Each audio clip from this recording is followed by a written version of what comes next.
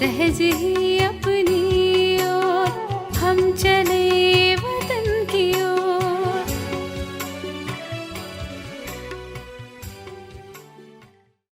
16/7/69 மதுபன்வாசி கோபர்களுடன் அவ்யக்த பாப்தாதாவினுடைய அவ்யக்த உரையாடல்.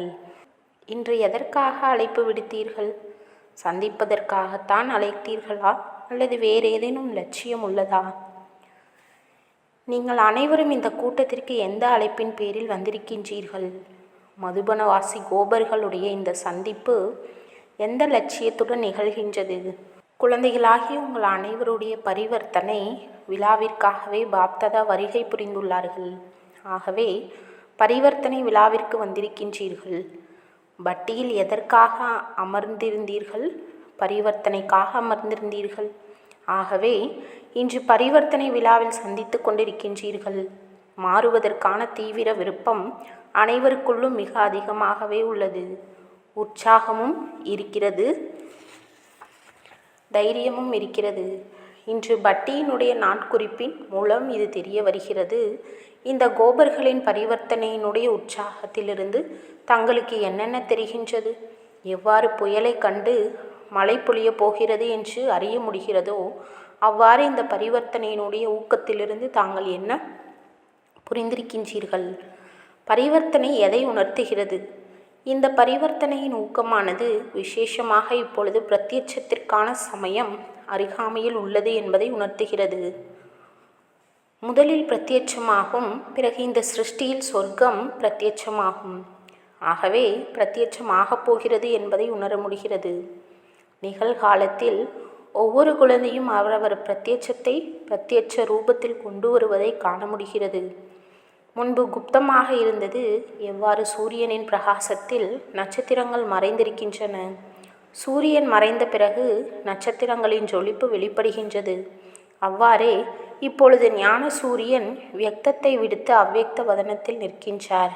ஆகவே வியக்த தேசத்தில் நட்சத்திரங்களாகிய நீங்கள் பிரத்யட்சமாக தெரிகின்றீர்கள். முன்பை விட இப்போது ஒருவரையொருவர் நன்கு அறிந்திருக்கிறீர்கள் அல்லவா? ஒவ்வொரு நட்சத்திரத்திலும் ஒரு உலகம் இருப்பதாக சொல்கின்றனர் அல்லவா? ஆனால் ஒவ்வொரு நட்சத்திரத்திலும் என்ன உலகம் உள்ளது என்பது தெரியாது.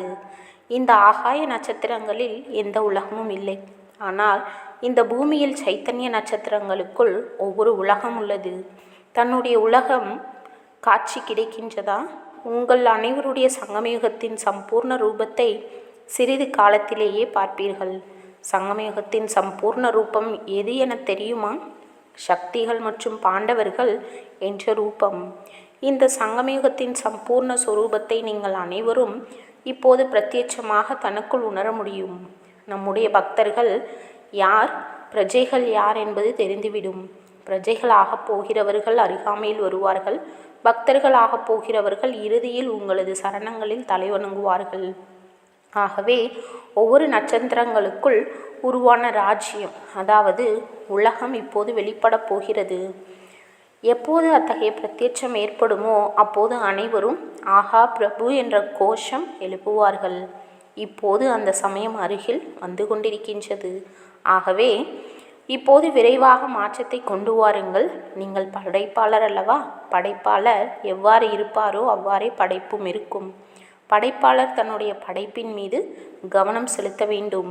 இந்த சமயம் பாப்தாதாவிற்கும் கூட மகிழ்ச்சியாக உள்ளது. அன்பு மற்றும் துணிவு ஆகிய இரண்டையும் கண்டு மகிழ்ச்சி அடைகின்றார்கள். ஒவ்வொருவரிடமும் அன்பு மற்றும் துணிவு உள்ளது. அதற்காக விதை மட்டுமல்லாமல் விதையினுடைய பிரத்யட்ச பலனும் கொஞ்சம் தெரிகிறது. அந்த பிரத்யட்ச பலனை கண்டு மகிழ்ச்சி அடைகின்றார்கள். ஆனால் கனி உருவாகும் போது அதை பராமரிக்கவும் வேண்டியிருக்கும்.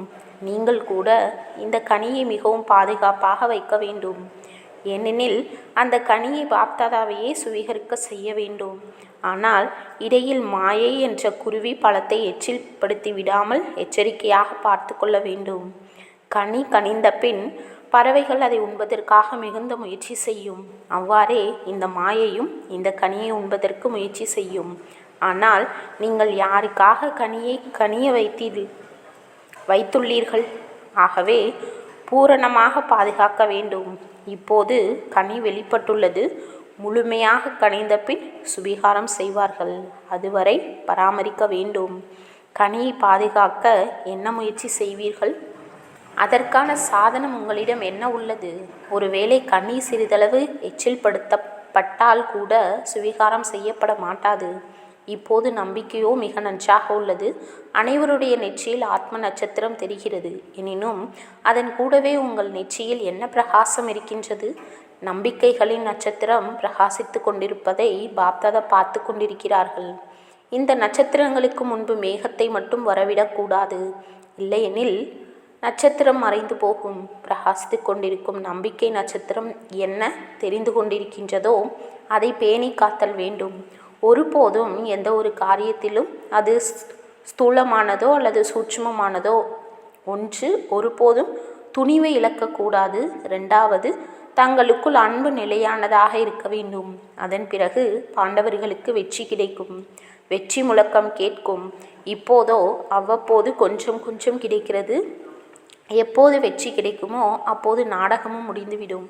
பின்னர் உங்கள் அனைவருடைய அவ்யக்த ஸ்திதியின் கொடியானது தொலைவிலிருந்தே காண்பதற்கு தெரியும். உங்கள் அனைவரது அவ்யக்த ஏக்ரஸ் நிலையின் கொடியானது முழு உலகம் ஆனந்தம் அடைய செய்யும். இன்று பரிவர்த்தனைக்கான உறுதிமொழி கங்கணம் என்ன கட்டியிருக்கிறீர்களோ அதை நிரந்தரமாக வைத்து கொள்ள வேண்டும். கங்கணத்தை அவிழ்த்துவிடக்கூடாது. எந்த ஒரு கங்கணம் கட்டினாலும் மேற்கண்ட காரியம் வெற்றி பெறாதவரை அது அவிழ்க்கப்படலாகாது. ஆகவே இந்த கங்கணத்தை ஒருபோதும் அவிழ்க்கக்கூடாது. காலம் செல்ல செல்ல மிகச்சிறந்த காட்சிகள் தோன்றும். ஆனால் அக்காட்சிகள் உங்களுடைய பரிவர்த்தனையை அருகில் கொண்டு வரும். தன்னுடைய மதிப்பும் கூட தெரிந்துவிடும். எப்போது தன்னுடைய மதிப்பு தெரிந்துவிடுமோ அப்போது போதை ஏற்படும். இப்பொழுது அவ்வப்போது ஒரு மாதிரி மதிப்பிடுகிறீர்கள், அவ்வப்போது வேறொரு மாதிரியாக மதிப்பிடுகிறீர்கள். கருத்தில் மாறுதல் ஏற்படுகின்றது. எவ்வாறு ஒரு பொருள் வாங்கப்படும் பொழுது முதலில் அதன் விலை கொஞ்சம் ஏற்ற இறக்கத்துடன் பேரம் பேசப்பட்டாலும் பிறகு இறுதியாக ஒரு விலை பேசி முடிவெடுக்கப்படுகின்றது. தன்னுடைய இறுதியான மதிப்பை இப்பொழுது நீங்கள் அறியவில்லை. அவ்வப்போது மிகுந்த மதிப்பு மிக்கவராக நினைக்கின்றீர்கள், சில சமயம் குறைவாக நினைக்கின்றீர்கள். ஆனால் ஒவ்வொருவருடைய யதார்த்தமான மதிப்பு என்ன என்பது இப்பொழுது விரைவிலேயே தெரிந்துவிடும்.